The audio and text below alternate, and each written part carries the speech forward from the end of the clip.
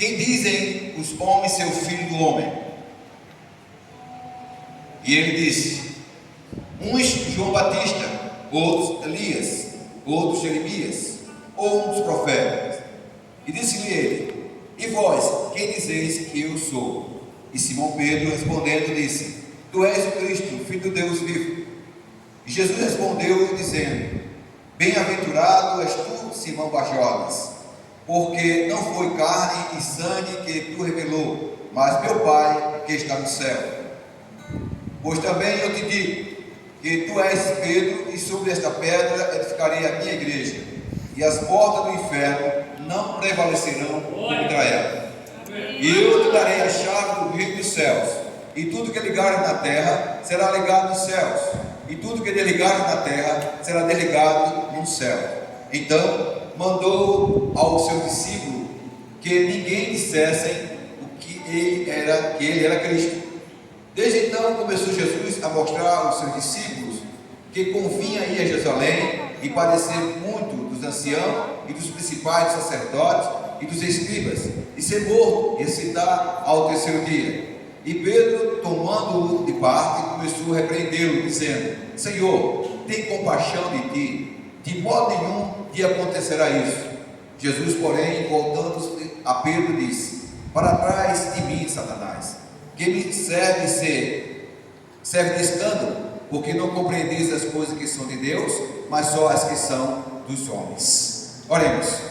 Meu grandioso Deus e Pai celestial, nós estamos diante do teu altar, diante da tua glória. Eu te peço em nome de Jesus a tua bênção para este lugar, assim como você abençoado através de louvores. Abençoa também neste momento através da palavra, utilizando, meu Deus, em nome de Jesus, como instrumento do Senhor para pregar a boa nova do Evangelho. Obrigado por tudo, e é no nome de Jesus que oramos e agradecemos, e todos dizem bem forte: amém. Nós pensamos que nós estamos vivendo uma vida tranquila, lógico que estamos vivendo uma vida tranquila, mas não devemos esquecer que a palavra de Deus já diz: esse mundo jaz no maligno, e nós temos que saber também que estamos vivendo uma guerra espiritual, uma guerra a qual não podemos ver, não podemos tocar, mas temos um Deus Todo-Poderoso que está à nossa frente. É por isso que ele diz que ele é o general dos generais, e nós somos também o exército de Deus. Essa contenda entre o nosso inimigo espiritual, o Satanás, ele não começou aqui na terra, ele começou aonde? Lá no céu. Lá no céu ele foi expulso para a terra, e ele não pode contender, ele pode brigar jamais com Deus, porque Deus é o Todo-Poderoso. Deus faz assim e tudo se acaba, Deus faz assim e tudo passa a existir. E Satanás, por não poder atingir a Deus, ele procura atingir a quem? A igreja. E nós somos a igreja do Senhor Jesus. Nós somos a igreja vinculada ao Senhor. Nós fomos enxertados na oliveira que é Cristo Jesus.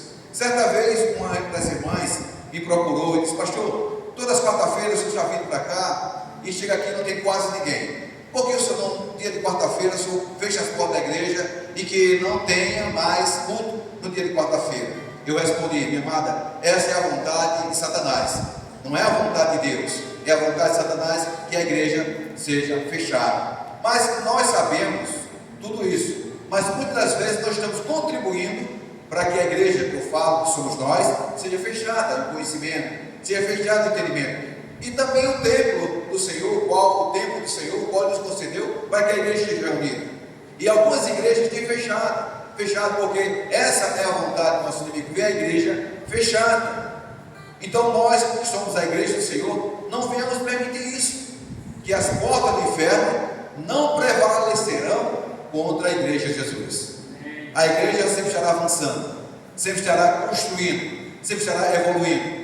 É por isso que o Senhor fala aqui no capítulo 16, versículo 13, que eles chegam a uma parte de Cesareia, Filipe, interrogaram a ele, o discípulo que interrogou a ele, dizendo, Jesus interrogou o discípulo, perguntando: quem diz o homem do filho, que diz os... eu vou olhar aqui. Quem dizem os homens ser o filho do homem? Quem diz o homem sobre mim? E um diz assim: não, diz que o senhor é o profeta Elias, ou não, o senhor é o João Batista. E ele disse: vocês quem é que diz que eu sou? Ele disse: é o filho de Deus. Paulo se destaca e diz que isso é o filho de Deus. E Jesus olha para a pessoa: olha, tu não revelasse sangue, a carne, mas sim você revelar Jesus, utilizado pelo Espírito de Deus para dizer que eu sou. Ele diz assim: bem-aventurado és tu, Simão Barjona, porque não foi carne e sangue que o revelou, mas meu Pai que está nos céus. O que eu quero dizer aqui é o seguinte: Pedro, neste momento, ele foi utilizado por quem? Por quem? Para revelar? Pelo Espírito Santo de Deus. O Espírito Santo de Deus revela a Pedro que Jesus Cristo é o Filho de Deus, é o Salvador. Eu quero que vocês prestem atenção no que eu estou falando. Quem falou agora nesse momento foi quem? Sobre Pedro, quem foi que falou? Espírito Santo. O Espírito Santo de Deus. Jesus, ele começa a conversar com os discípulos e diz também para Pedro, no versículo 18, olha Pedro: pois também eu te digo que tu és Pedro, e sobre essa pedra edificarei a minha igreja, e as portas do inferno não prevalecerão contra a igreja do Senhor Jesus, contra a igreja. Então, quando Jesus Cristo revela isso para Pedro, ele fala que Pedro é a igreja. Pedro, no grego, se não me engano, quer dizer pedra, é Pedro, quer dizer pedra. Ele diz que nele edifica a igreja. A igreja foi feita, a igreja de Jesus foi feita não por mão humana, mas foi feita por Deus. Lá no Éden, ele fez, preparou o homem com as suas próprias mãos. Nós somos a igreja, e ele constituiu a igreja sobre nós, a pedra angular em nós, e nós somos a igreja. E como nós somos a igreja do Senhor Jesus, ele diz que Satanás não pode prevalecer contra nossas vidas, não pode vencer, porque nós somos a igreja representada aqui na terra. Então Satanás não pode prevalecer sobre nossas vidas, mas se nós dermos espaço para isso, ele vai prevalecer. Se dermos espaço para isso, ele vai prevalecer na igreja de Jesus, mas sabendo que jamais impedirá o seu crescimento. E isso não vem de hoje, já vem de muitos e muitos tempos, que Satanás ele tenta destruir a igreja, desanimar a igreja, destituir a igreja. Isso não de hoje, de muito tempo, e não de agora. Mas ele diz o seguinte, que Pedro é a pedra que foi edificada como igreja. O Fábio Júnior é a igreja que foi edificada por Cristo. Irmã Valéria, a irmã Vânia foi também edificada por Cristo. Irmão Genival, Marta, irmã Zefinha, Zefinha, né? A irmã Flávia, todos nós estamos aqui, fomos, a Fátima, fomos edificados em Cristo Jesus, né? Então, sobre esta pedra, que você é a pedra, e foi edificada a igreja de Jesus. O que a palavra de Deus diz? Que nós somos o quê? O templo do Espírito Santo de Deus. Nós somos a morada do Espírito Santo de Deus. E as portas do inferno não têm privilégio sobre nossas vidas, porque maior é aquele que está em nós do que aquele que está no mundo. E ele entregou a chave do reino dos céus em nossas mãos. O reino do céu é a palavra de Deus, e todo aquele que absorve a palavra e aceita passa a fazer parte também do reino de Deus, do reino dos céus. E tudo que é ligado através do reino, através da palavra, através de Jesus Cristo, é ligado nos céus. Mas observe o que eu falei anteriormente, que o Espírito Santo falou através de Pedro. Mas observe, no versículo 20 diz assim: então mandou o seu discípulo que ninguém dissesse que ele era Cristo. Desde então começou Jesus a mostrar aos seus discípulos que convinha ir a Jerusalém e padecer muitos anciãos e dos principais sacerdotes e dos escribas, e ser morto e ressuscitar ao terceiro dia. Agora observa Pedro novamente no versículo 22. No versículo 22, Pedro, tomando Jesus por parte, começou a repreendê-lo, dizendo: Senhor, tem compaixão de ti, de modo nenhum me acontecerá. O que Pedro vai dizer assim: Senhor, tu sabes que vai morrer, tu sabes que vai aparecer, ser açoitado, tu sabes que vai sofrer, se afasta, não vai. Por quê? Porque será melhor para o Senhor. Essa investida não foi de Pedro, essa investida foi de Satanás na vida de Pedro, para destruir a igreja, para que a igreja não existisse. Porque se Cristo fracassasse, a igreja não existiria. Satanás teria vitória sobre a igreja. Jesus venceu a igreja lá, venceu Satanás lá na cruz. quando disse: Pai, está tudo consumado, em tuas mãos entrego a minha vida. E se Satanás vencesse aqui, a igreja não existiria. Lembra lá no deserto, depois de Jesus foi batizado, foi levado ao deserto, e Satanás chegou para Jesus: está vendo todo esse reino do mundo? Está vendo tudo isso aí é meu?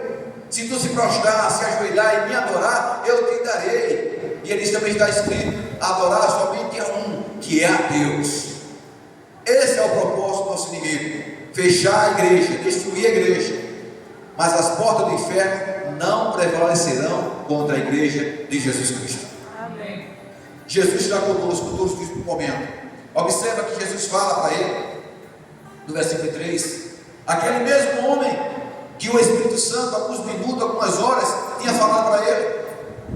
Alguns minutos Jesus tinha falado para ele que bem-aventuradas tu, Simão Barjona, porque não foi carne e sangue quem o revelou, mas meu Pai que está no céu que revelou. Versículo 17.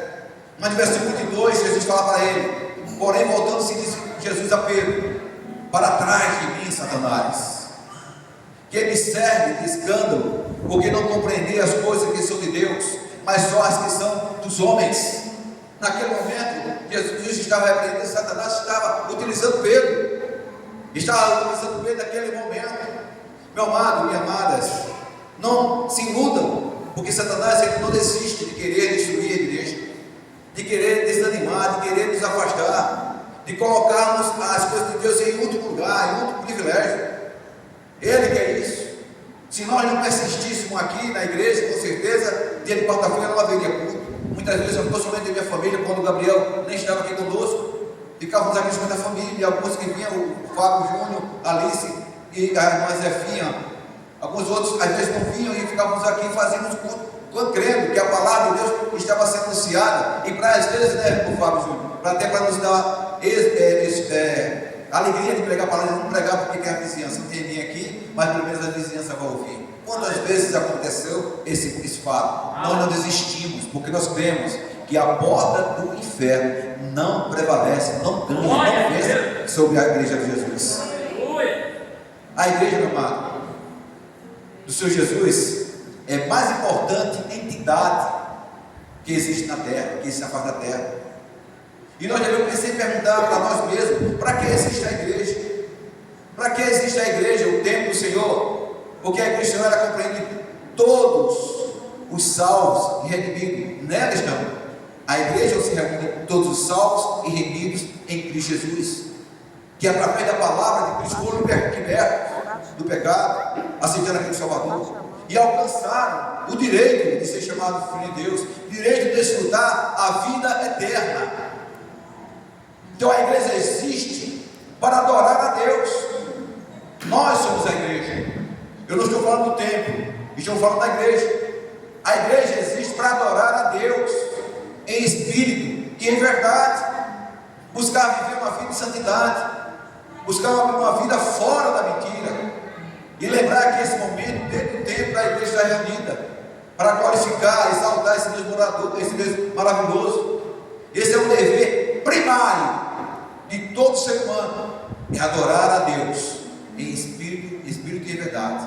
Mas infelizmente tem sido negligenciado pela maioria absoluta dos moradores da terra.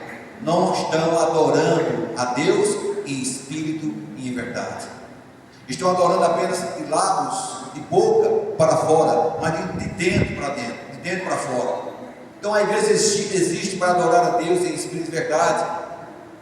É como tem lá em João capítulo 4, versículo 13, versículo 24, que Jesus declarou a samaritana, a que estava colhendo a água, que o Pai procura verdadeiros adoradores. Ele quer verdadeiros adoradores na igreja. Jesus deve ser adorado por inúmeras razões. Eu vou citar apenas algumas. Primeiro é pelo que Ele é. Ele deve ser adorado, que Ele é Deus, Ele é o nosso Salvador, Ele é o nosso ser que nos livrou das garras de Satanás. É um dos primeiros motivos de prioridade que devemos adorar a Deus, adorar pelo que Ele é, não não pelo que Ele tem para nos dar, mas sim pelo que Ele é. A outra é pelo que Ele traz. Ele traz a palavra da vida, Ele traz vida eterna para cada um de nós. Ele é apresentado, e pelo que Ele fala, pelo que Ele fala para nossas vidas. Nós somos filhos adotivos de Deus, e fazemos parte da herança do Senhor. Amém. A igreja existe no mar para receber e manifestar a glória de Deus. Você existe, cada um de nós existimos para manifestar a glória de Deus e para glorificar esse Deus maravilhoso. Então, bom, estamos encerrando. Eu quero dizer para vocês que as portas do inferno não prevalecerão contra a igreja do Senhor Jesus. Porque não permita que outras coisas te afastem do tempo do Senhor. Não permita que algo venha trazer ao teu coração tristeza ali na casa do Senhor. Tem um versículo aí em Hebreus que diz assim: não faça como muitos que deixam de congregar. Se a igreja for fiel, nós que somos a igreja, se a igreja for fiel, que se nós somos fiéis ao propósito para o qual nós fomos criados, para que fomos criados, certamente Deus promoverá grande transformação, grande transformação na sociedade humana, e apressará a volta do Senhor Jesus. Mas se nós somos infiéis ao Senhor, certamente não iremos promover uma grande transformação, não iremos promover na sociedade humana uma grande transformação, por causa, se nós não formos fiéis, passamos a viver uma vida corrupta, uma vida mundana, uma vida que não é dentro da sociedade cristã. Jamais haverá uma transformação nessas vidas, e que nós possamos aprender, e cada passo, e cada momento que respiramos, devemos respirar e dar o passo de Cristo, ser um bom testemunho aonde quer que estejamos, para que realmente haja, que Deus realmente promova uma grande transformação na sociedade, por causa de mim, por causa de vocês, que representam bem o cristianismo, representa bem a Cristo. Amém, igreja? Eu espero que a palavra tenha chegado ao teu coração, que chegou ao meu, com certeza. Então, para que existe a igreja? Para adorar o Senhor, para glorificar esse Deus maravilhoso. E é por isso que estamos aqui, para anunciar a palavra de Deus, para anunciar as boas novas do Evangelho. Amém, igreja? Vamos orar? Meu grande